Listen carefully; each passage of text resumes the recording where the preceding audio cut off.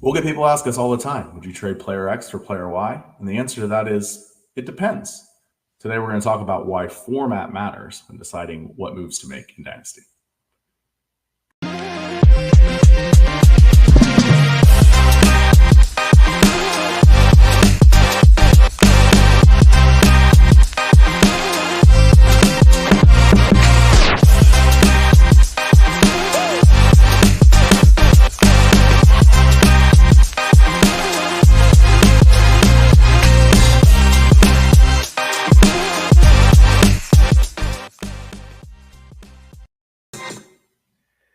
Welcome to the second episode of the Dynasty Gambit, brought to you by Ben McCown and my co-host here, Austin Jacobson.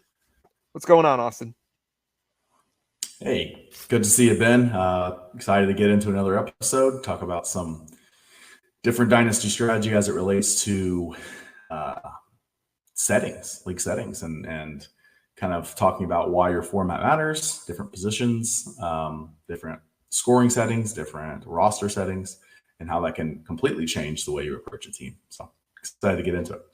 Absolutely. We're going to be talking things, literally running the gambit between tight end premium, point per carry, different PPR settings, different size of your league, different size of your team, as well as how many players you're starting on your team. So Austin, we have in the show notes, some different settings, some different formats that people use.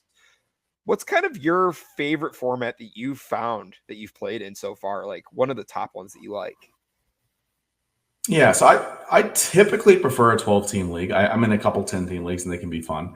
It needs to be deep enough, I think, where I think at least start 10 or start 11 for me. Superflex typically. And I like a little tight end premium. So like I think 1.5 or 1.75. I think 1.5 tends to not matter quite as much, but I like a 1.75 or 1.75 points for tight end, so a 0.75 premium. Yeah. But I really like to play in a variety of leagues just to get a feel for different things and try out different things. It's fun. Speaking of which, you, my friend, were the one who invited a number of us to an interesting experiment league where it's very, very, very deep. It's start 16, 10 team, and you have 2 quarterbacks, 3 running backs, 5 wide receivers, 2 tight ends, and 2 super flexes. And it's very, very challenging to draft right now. We're in the startup right now, and it's you ultimately have to pick which poison you want to, of which advantage you want to take, because I ended up starting off the draft hammering the tight end position with the 107 and the 204 hitting Brock Bowers and Trey McBride, and that was fun. Like I really wanted a league where I could say yes, I own the tight end position, but now I heard a little bit at the receiver and quarterback position. So how do you feel about that draft, and how do you feel like your start's been going? Yes, for me, I thought, okay, so we have 2 quarterbacks and 2 super flex. I'm just going to hammer out the quarterback. So for the first 5 rounds, I took a quarterback. Going in, that was my strategy. And then as I was doing a couple mocks leading up to the start of the draft, I was thinking, well, maybe everybody will go quarterbacks. Maybe I'll go in a different direction. But really, more than I thought, a lot of quarterbacks fell. And to me, even though, so we have 4-point passing touchdown, we have some juice scoring for the running backs and the tight end, so it does lower the quarterback slightly. Then it makes them not quite as big of an advantage of the other stuff, but it's still like if you can start 4 quarterbacks, you're going to want to start 4 quarterbacks. So, but I will be catching up at every other position. So it's going to be it's going to be interesting to see how it plays out. Yeah, and I kind of had the same feeling that you were kind of having, where you said, I think everybody else is going to be going quarterback, and that I want to try something different. Get a little bit of a positional advantage. Actually, I'm going to go ahead and just share our drafts so far here. Yeah. Right? Can you see that, Austin? So yeah. Actually, hang on one second. Here it is. All right. Yes. So, yeah, you had a pretty strong start here. Jaden Daniels, Josh Allen, Lamar Jackson, Jalen Hurts, and then you start to get into a little bit of receivers, and of course taken by me, running backs. It actually looks like a normal super flex startup draft. And I think what you were kind of pointing to was that it probably shouldn't. So a lot of quarterbacks fell, and Yeah. yeah, you got some pretty good deals. Getting I some I some couldn't top believe end Mahomes at the buys. 207. I Yeah, couldn't believe Mahomes at the 207. That was I do think there's just a little bit of like, okay, 3 running backs is very hard. You know, to get 3 starting running backs is going to be difficult. And we had a 0.1 PPC, so there's juiced value for the running backs. Obviously tight ends starting 2 of them and a 0.75 premium. And then starting 5 wide receivers. So you're going to be skimping somewhere. And so I think it's going to be really interesting to see how it all plays out. But I'm happy with having four quarterbacks that I can start. But we'll see how the rest of my team looks by the time it's done. Let's talk a little bit kind of going more towards the size of leagues and how that affects draft choices or choices when it comes to rostering players. Yeah. Yeah, so I tend to see when you have a 10-team league, let's assume a 10-team superflex league. I think the quarterbacks are much less valuable than in a 12 or a 14 just because of positional scarcity. I mean, you look at it, there's 32 starting quarterbacks. When you're in a 10-team league, everybody should fairly safely be able to roster 3 quarterbacks. And so I think that there is a little bit of value in waiting. Whereas when you're in a 12 or a 14-team league, there's going to be probably at least 1 or 2 teams, especially in a 14-team league, that don't have a good QB2. And so there's a little bit more urgency to get one early. I also think in a 10-team league, your overall amount of players that matter is less, unless you're playing in a team where you start like 16, like what we were just talking about. But typically, if you're comparing a 12 team start 10 or 11 starters versus a 10 team start 10 or 11 starters, that 10 team league, it's going to be much more important to get players that just smash, like that score you a ton of points. And depth matters much less because there's typically going to be better players on waivers and just less players are going to matter. But like when you're in a 14-team league,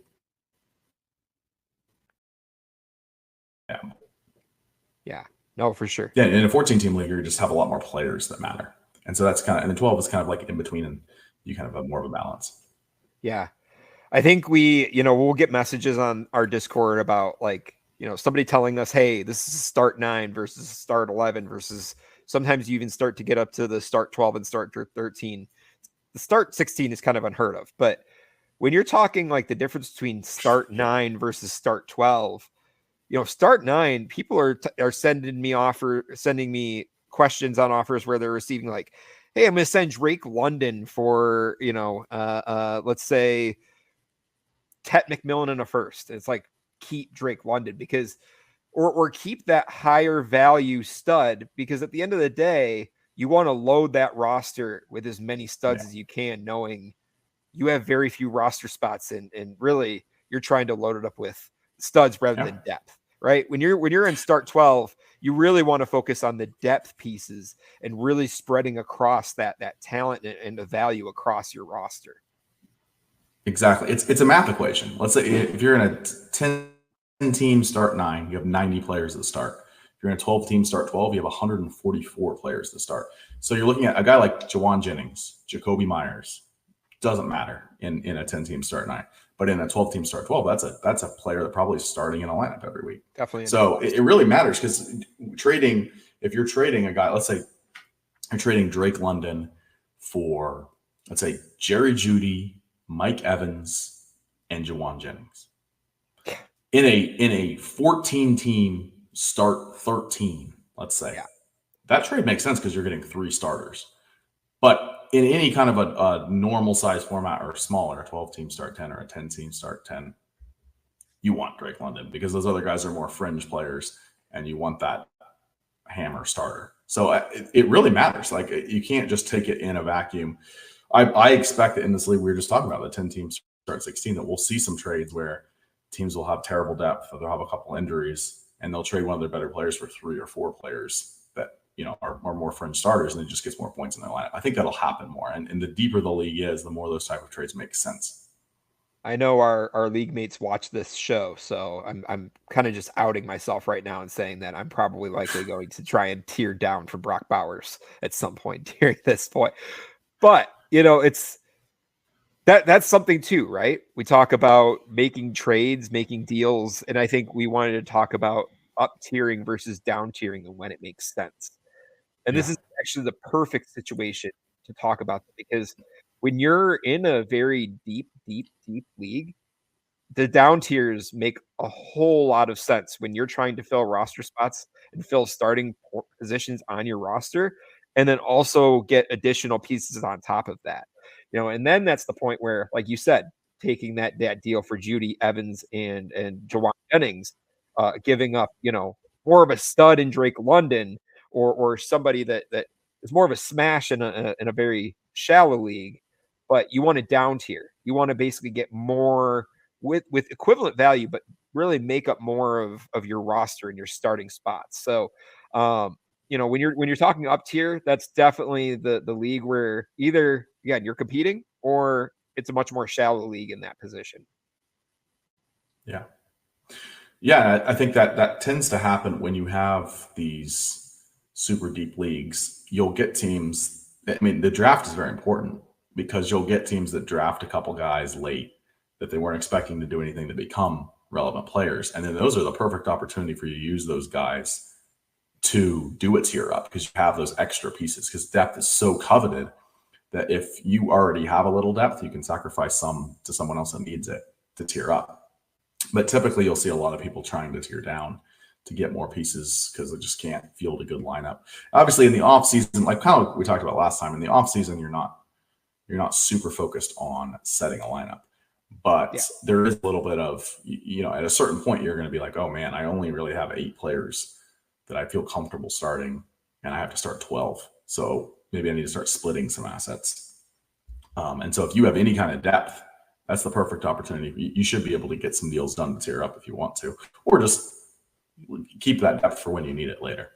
Yeah, I mean that's kind of where I'm at. And you kind of see it my strategy. Austin, you've seen me in startups before, and some of the other guys that we do startups with, but like trading back in startups is one of my favorite things to do because especially when you're talking about a deeper league, you want to try and stack the picks as much as possible and get more value as you move down the draft.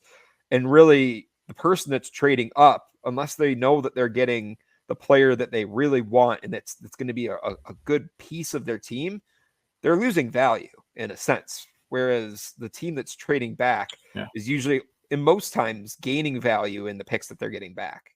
Kind of everybody wanted to trade up and try to make sure that you get 2 good quarterbacks early in superflex leagues. And now I think everybody wants to trade. It seems like everybody wants to trade back. So there actually I think there's started to be some value in trading up. Yeah. I've noticed in recent drafts. But I do think overall, typically the team trading down is the one that gains value in a startup because it's the person trading up is usually trading up for a specific player and is overpaying a little bit. It's just typically the way it is. So I agree. I think especially in deeper leagues, trading down in startups is a smart strategy. I mean, for example, the kind of to play devil's advocate, like you were saying, you could have Patrick Mahomes could have fallen to the 207, and I could have said, okay, Austin, I'm going to give you my 4th and a 1st, and I'm going to try and trade up because Patrick Mahomes is the end of the 1st, early 2nd round pick. And so you're already getting a value right there. Yeah. And I know that I'm overpaying a little bit, but you're getting a solid quarterback 1 on your team.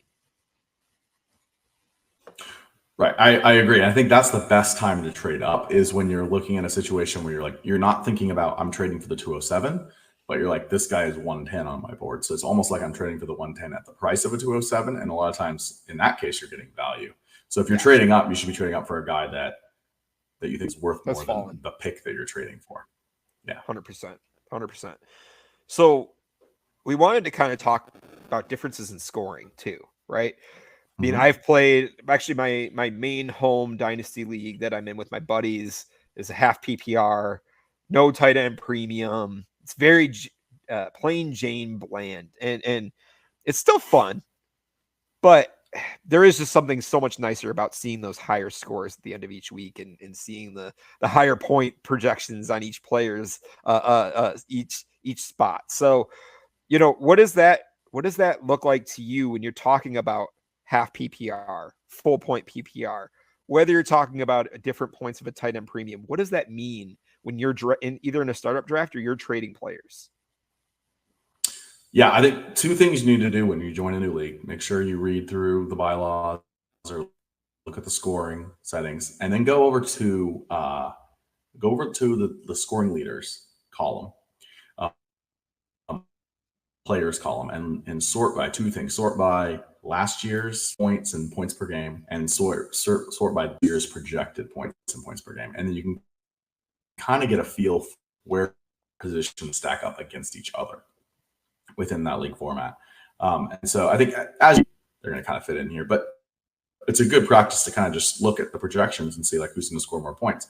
What type of do I want to have in my flex? If a tight end is receiving 2 points per, it's probably smart to put some tight ends at flex. To draft, you can draft multiple tight ends and not feel bad about that. It's not a long jam. You're probably going to be starting them most weeks. So understanding the positional advantages against each other. So in a typical league, if you're only having 0.5 PPR, that elevates the running backs a little bit. But it changes the type of running back you want too, because there's a lot of guys that catch a lot of passes that get elevated value. And I would think about in a league like this, you would think like Derrick Henry would have more value actually, even though even though you're not necessarily thinking about him as much in a dynasty league. Some of these guys, like I think Breece Hall, Devon Achane, actually are hurt by it being a 0.5 PPR because they get a lot of value from catching passes. So yeah, there's a little bit. The immediate thought is running backs are better in a 0.5, but there's a little bit of nuance there. So a wide receiver typically is going to be the best value of besides the quarterback across wide receiver, running back, and tight end. Score the most points, and there's going to be the most of them that matter. So you probably want to fill up your flexes with them. But if you're in a format that has a point per carry or a tight end premium, you can put running backs or tight ends in those flexes. And I think a lot of times the wide receivers then, even though the scoring is either evened out or even the wide receivers behind, depending on how big the premiums are, people still try to overdraft the wide receivers, and you can actually gain, I think, some advantages by punting receiver a little bit and focusing on filling up those higher premium positions, and even putting some guys, more fringe tight ends or running backs, into flexes if there's more premiums or bonuses associated with those positions. So there's definitely some edges you can get when it's atypical scoring, because wide receivers are still going to get Jefferson and Chase and all the normal wide receivers are still going to go early, even if wide receiver scoring is down relative to the other positions. So always be checking, always look and see how do running back, wide receiver, and tight end score against each other. And then, is it a 6-point passing touchdown or 5-point passing touchdown or 4? Because if it's a 6-point passing touchdown, you got to have those quarterbacks. But if it's a 4-point passing touchdown, sometimes you can wait on quarterback and still end up okay. So that's kind of just always be checking the format. Always make sure that the scoring, you understand what the scoring is going in, and even with trades. And big things are your flex positions, knowing what type of players you want to have in your flex positions, and then what type of guys you can wait longer on. Because if you have 3 flex positions and the tight ends are the highest scoring, potential flex, there's nothing wrong with drafting 3 or 4 tight ends. But if there's no premium, it's probably not going to be great to draft a bunch of tight ends. So just having that in mind when you're going in. Definitely. And then you add another kind of thing into the fold when you start to talk about tight end premiums. And personally, I'm a big fan of adding the tight end premium. It's an undervalued position already, with the fact that you have a much more scarce position, and so it's fun to kind of give those guys a little bit more juice behind their points. And so you start to add it up, right? Like, let's say Trey McBride caught around 110, 112 passes last year. So you start to add up the points in your head. Okay, if let's say he catches an even 100, if it's a 1.5 premium, you're adding already 50 points additional in that season onto his score by the end of the year. Then you talk about full point, which then you're adding another 100 points, right? So it's a lot of fun when you start to put these premiums up, and these tight ends become a lot more valuable on your team. You know, there's a lot of dynasty owners out there that have the strategy of stacking up as many tight ends as possible when it's a high premium, and they can sit in your flex and really put up just as many points as a quarterback sometimes. Yeah. You know, Trey McBride week to week is probably just as valuable as somebody like Patrick Mahomes putting up, 18 to 20 points a week. So I personally am a fan of tight end premiums when you're talking about 0.75 or higher.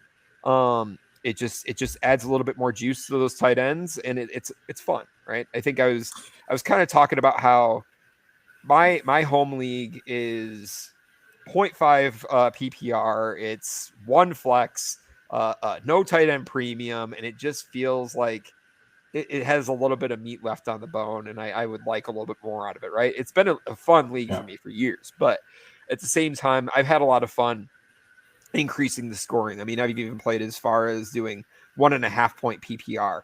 And so sometimes the first player off the board in that draft is Jamar Chase over over Jaden Daniels or Josh Allen. So those things matter when you're in a startup, when you're making trades, paying attention to those scoring settings, because I would much rather take a Brock Bowers over talking about in the same draft Drake London or Brian Thomas Jr. or Marvin Harrison Jr.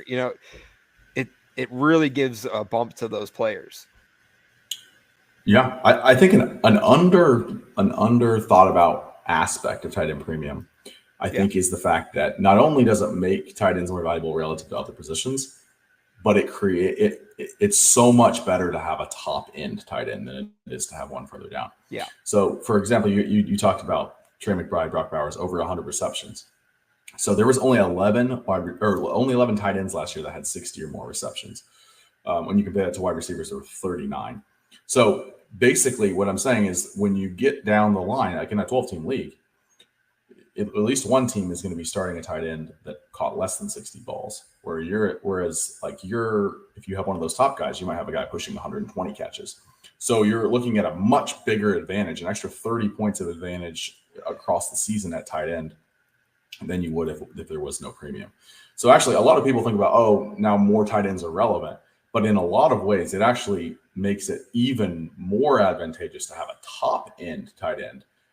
And so even though some people might think, maybe you can wait longer because more tight ends are going to matter, the gap actually widens between the top end talent and kind of the mediocre talent. So that's something to keep in mind. And I also think if you're only at a 0.5 premium, a lot of those kind of fringe tight ends don't actually go up much in value at all.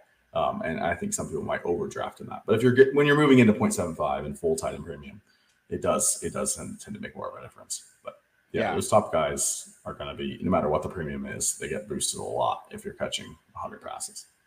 We had kind of included in the show notes too about talking about punting tight end versus going heavy tight end in a draft. And I think it is kind of, as you're saying, because of the gap, it is almost one or the other, right? Like, you either want to take a player like Brock Bowers or Trey McBride, or you want to wait. And personally, I'm not really liking the value of where like a Sam Laporta is going, but waiting a couple rounds later and picking up a George Kittle, or, rather waiting on TJ Hawkinson and taking maybe Evan Engram or another one of those tight ends a couple rounds later again. And so, you either really hammer those heavy tight ends where it's like, you're getting those like points out of Brock Bowers and Trey McBride and George Kittle, or you kind of take the shot and kind of try to win the lottery ticket when it comes to hoping that one of these tight ends can kind of prop themselves up this season. Whether it is Evan Engram, Mason Taylor, some of the other rookies, or some of the other vets that we have in our draft. So I think it's important that, you really read the board and understand, like you said, when you're talking about these point premiums, how does that split the board? Yeah, for sure. And I think it's honestly I think it's a good strategy too, if you're in a no tight end premium, to wait on tight end, because I think that I just see Bowers and McBride still go super high in those, and they're still valuable players, but they have less of an advantage over everyone else at that position, and just less of a overall difference making spot in your lineup. So I think that when there's not a tight end premium, I typically like to wait, and I will take, I'll take David Njoku or Evan Ingram, or I'll even wait and take Dallas Goedert or somebody like that later on, just because I think that there's not enough of, I think tight ends, the top end tight ends rely so much on their catching the ball that when you don't have any premium, they don't tend to stack up as well against the top players and where they're going. Like if you're having to take them in the first or second round, that becomes tough to catch up. But if there's any kind of premium, I like those top guys. And it's very hard to punt tight end if you're in a full tight end premium, because you're going to be at such a big disadvantage at that position week in and week out. You better make sure you have advantages elsewhere. Yeah. Yep. 100%. And that's what it is about playing the punt when you are doing it. And it can work out well, but you have to really hammer those other positions as well. Like if you end up deciding to punt QB or punt tight end, you end up going 3 wide receiver and you get like a CD Brian Thomas Jr. and then you come back around to get a Rashee Rice as your wide receiver 3. You're feeling pretty good about yourself, but you then have to really hit those later rounds as well. Yeah. Well, I think that's why it's key to be. Okay, go ahead. Sorry. Oh, go ahead. No, go ahead. Well, I think that's why it's important to. I think a lot of times people try to play it safe, and they're like, "Okay, well, I don't want to fall behind my other league mates." But you want to win the league, so you want to have a unique lineup. You want to have something that is different from everyone else. So, like we were talking about the league where you started with the 2 tight ends, and you were talking about potentially tearing down from Bowers. I actually think that that's your advantage in the league, is the fact that you have the corner on that tight end market. It makes your team unique. I don't think you necessarily would need to do that. I think that, so what, maybe your team is really weak at other positions and you end up flaming out and finishing last. But what if it hits and you win the league? Nobody wants to finish 6th. So I do think that having a unique lineup and having something that gives you an advantage over the rest of the league is so important, because you don't want to just have one of those middle of the pack teams. There's nothing worse in Dynasty than just being a fringe playoff team with no chance to win and also no chance to get a pick. So we kind of want to change gears and talk about quarterbacks and passing touchdown point differences, right? Because I think there's the main 2 that we talk about, which is 4-point or 6-point. And the basis when you're looking at 4-point or 6-point, 4-point is going to benefit the rushing quarterbacks more, because you're getting those 6 points based off of rushing touchdowns from a Jalen Hurts, from Lamar Jackson, from any of those quarterbacks that are rushing it in for a touchdown. And then you get the 6-point, which balances it a little bit more to bring those other quarterbacks up, like Patrick Mahomes, like Joe Burrow, that aren't really rushing quarterbacks that, they scramble, but they're not the guys bringing it into the end zone on their legs. So there was another additional piece where you had included in our show doc the number 5. And I have a couple of leagues where we put 5-point pass touchdown. And Austin, what are your thoughts on 5 versus the 4 and 6? I've actually really started to come around to the idea of 5. I think people think a touchdown's worth 6, so you got to have 6. That was kind of like the original, and then people realized that quarterbacks just matter so much, and then I think we kind of overcorrected to 4, because I think if we didn't have these dual threat quarterbacks, 4 would actually work really well, because it makes it where there's not such a huge advantage of quarterback versus other positions. But what has happened with a 4-point passing touchdown league is it's almost devalued the best quarterbacks and may put a lot of value on guys that just run. And so I think a good example of that is Justin Fields. I'm not saying he's a bad quarterback. I like Justin Fields, but he's a much better fantasy quarterback than he is an NFL quarterback, just because the rushing upside, especially in a 4-point passing touchdown league, you have those rushing touchdowns that matter so much more.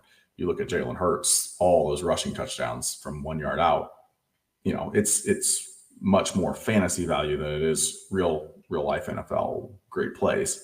Because it's basically that's the equivalent of a 50-yard touchdown pass is 6 points, and a 1 yard touchdown rush is 6.1. So there's something to, I think that maybe we overcorrected with the 4. And so I think that 5 can be kind of a good middle ground where they're not too far ahead of everyone else, but you're not devaluing your pocket passers quite as much. I've done that in a few leagues and I like that, but I know most people play 4 or 6. So, that's typically where we'll keep the conversation. But 5, I think if you're starting up a new league, 5 can be a fun kind of middle ground that I think balances that somewhat. Yeah. I mean, it's the same conversation when you're talking about punting QB versus punting tight end in tight end premium, right? But punting QB in a super flex gets a little bit scary because then you start to look down the bottom of the barrel at, Matthew Stafford, Geno Smith, Tua Tagovailoa towards the 8th rounds. And, you start to lose out on that second QB that can really be the hammer and really be that safety net for you week to week versus having like a Drake May or Bo Nix as your QB2. But then again, you're balancing, the stronger wide receivers and running backs in those middle rounds. So it's really your choice on how you want to build your roster and what you find. Like, I think I've really enjoyed experimenting with mock drafts and experimenting in startups that I've been in with people where you kind of find your niche of where when you're in the draft, I like to take this player here. And that changes all the time, right? Because our rankings are always changing all the time based on more information that we get. And so, I really enjoy trying different leagues, trying different formats, like you're saying. I mean, Austin and I met for the first time on a guillotine league. Yeah. And so, right now it's SFB season, right? It's Scott Fishbowl. They're crazy lineups, crazy scoring settings. And we're having a lot of fun with seeing all of these different things that our listeners are telling us. It's a really good time to get into a different kind of dynasty league. But Austin, do you have any parting thoughts as far as why format matters? Yeah, I think that a lot of people get very caught up in, I like this player better than this player. But you have to kind of look at it from the perspective of what specifically about this league can give me an edge. And that's why I like playing in leagues with atypical scoring formats, because sometimes you can make trades that if you just told some random person, I traded this player for this player. I traded Justin Jefferson for Christian McCaffrey. Well, that's a horrible trade, right? Well, what if it's 2 points per reception for running backs and 0.2 point per carry? So you basically made it where the running backs are so much more valuable than the wide receivers. So obviously that's an extreme example, but there are situations where there will be leagues with some extreme scoring and people will be itching to draft and they won't even look at it. And if you go in there and you have that, or if you're playing in tons of leagues and you're playing with someone else that's in tons of leagues, make trades with people and they're just on the surface like, whoa, look at this trade. I have so much of an edge here, and they forget the scoring format you're in. So it's just always important to keep that in mind. Always important to keep in mind what you can do. Make sure you're not wasting roster spots. If it's a league where tight ends are very devalued, don't have 7 tight ends on your team. So just kind of keeping all of that in mind. How do the flex positions score against each other in your league when you're doing trades, when you're doing a startup? Just understanding who you want to have in those flex positions, understanding how valuable the quarterback is to, compared to other positions. Can you get away with another position in your super flex spot? So knowing all of that gives you a huge advantage over everyone else, because guaranteed, almost every league you're in, there's going to be a couple people that didn't pay attention to it and end up very screwed right out of the startup or make some bad trades, and you're already going to have a leg up. So just make sure that isn't you. That's what we're trying to help with. Yeah. 100%. And I guess my final piece that I kind of want to leave, right, is when you are looking online and you're using tools like Keep Trade Cut, or you're using other trade tools, you have to be careful with the league format, because these are based on very basic settings, right? You can change the tight end premium and things like that, but it's at a very basic level. You can't change the point per carry. It's very basic on PPR. You can't change to half PPR, 1.5, things like that. So it really comes down to how you value one player over another, and kind of what you were saying earlier, where you're looking in your league scoring and you start to compare some of those point per game numbers and starting to compare how much did this player score on a total last year versus this player. I mean, point per game is really, the number you want to look at when it comes Yeah. to those points. But Mhm. it kind of just stands to the point, like, be careful what you're doing when it comes to utilizing trade analyzers and databases where they have players ranked, because every league is different. Every scoring format is also different. And I think that's interesting. I want to make a quick PSA about Keep Trade Cut. People don't realize this. Almost every league that people play in, PPR is by far the most popular. But Keep Trade Cut bases their rankings off of half PPR, and their trade calculator is based off of half PPR. And I think a lot of people don't realize that, and make trades based off of what Keep Trade Cut says. But there is a little bit of a difference from the league that most people are playing in. So that's something to keep in mind. Trade calculators are always just a guide. Don't take them as gospel. There's definitely, your league format matters so much more than whatever a trade calculator can tell you. So make sure you know your format. Make sure you know where to get edges based on that format. And in the future, when we do shows where we analyze people's trades, they'll send in trades. We are going to ask that you tell us the format that you have so that we can kind of have a better idea of what you're working with and where to help you get an edge, because that matters. Like, I can't just tell you that Drake London is better than Devon Achane because I don't know your league format. And so I think it's going to be super important to know that. And I think we'll incorporate that in some trade shows that we do down the line. So this should be fun. Yeah. And as always, you can follow us on X at the Dynasty Gambit FF. You can follow me, Dynasty Big Mac FF, as well as Austin at Dynasty Austin MJ. So we're going to leave it off here. Of course, you could also follow us on the Discord. And also, thank you so much to FSAN for providing us the platform to be able to do this. Great content coming out from them, and also the great shows joining us on FSAN Grindhouse. We will see you guys on the next one. Yep. Sounds good.